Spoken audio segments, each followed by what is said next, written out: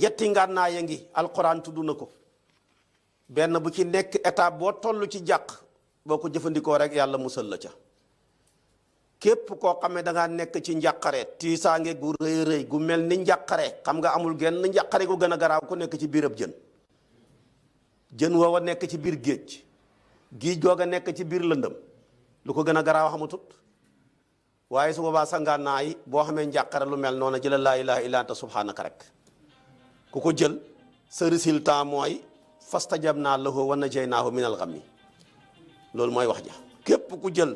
laa ilaaha illa anta subhanaka inni kuntu minaz zaalimiin ki njàqare lu la mën a gaar wallahi résultat ba ngay am rek mooy fastajabnaa lahu wa najaynaahu minal ghammi wa kadhalika nunjil mu'minin bu ku ko wax sax ñeen fukki yoon ci feebar bi nga fi deexee dañ lay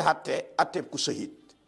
ndax ku feebarate rek boo yeboon a jox ma sama kurus gi wax laa ilaaha illa anta subhanaka inni kuntu minaz zalimin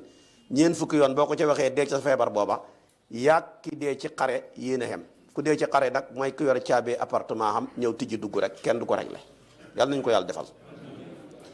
beneen ba képp kuñ tëkku dañ laa tëkku ci yoon wala sam noon tëkku la nga def naanaam comme tey li xew rek nangam ak nangam nga wax ak moom pour mu tibb sa tànk ya fu ne mu bëgg a dem